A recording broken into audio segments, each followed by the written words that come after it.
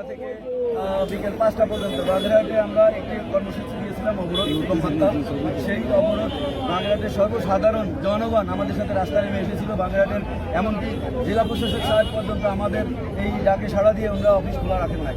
আমাদের বাগেরহাটে যে জজ কোর্ট ছিল, সেই কোর্টটি কার্যক্রম বন্ধ ছিল, মোংলা বন্দরে বন্ধ ছিল এবং আমাদের প্রতিটি উপজেলা ইউনিয়ন পর্যায়ে আমাদের সাধারণ জনগণ নেমে এসে আমাদের সাথে একাত্মতা ঘোষণা করেছে এবং এই কর্মসূচি পালন করেছে। আপনারা হয়তো টিভিতে দেখতেও পারেন, এটা সারা বাংলাদেশবাসী গতকালকে দেখছে। তো আমাদের সাধারণ জনগণের দাবি 4টি আসন 4টিই থাকবে এবং আমাদের অনেকগুলা দরখাস্ত আমরা দিয়েছিলাম নির্বাচন কমিশনের কাছে এবং সেটি আমাদের একজন আইনজীবী আমার ব্যারিস্টার জাকির এবং আমাদের আরেকজন আইনজীবী ওয়াহিদুজ্জামান দীপু, দুইজনের মাধ্যমেই আমরা এটি নির্বাচন কমিশনের কাছে তুলে ধরেছি। আমরা ব্যক্তিগতভাবে কেউ কোনো কথা নির্বাচন কমিশনের কাছে বলি নাই। তো এটা আমরা দায়িত্ব দিয়ে রাখছিলাম তাদেরকে, তারা দুজনেই কথা বলছে এবং আমরা ওনাদের কথা এবং নির্বাচন কমিশনের যে বক্তব্য তাতে আমরা মোটামুটি আশ্বস্ত যে আমরা অবশ্যই আমাদের 4টি আসন ফেরত পাবো। 2023-এর যে ডেপুটেশন আইনটা ওনারা বলেছে যে সংখ্যার ভিত্তিতে করেছে এবং ভৌগোলিক অখণ্ডতা।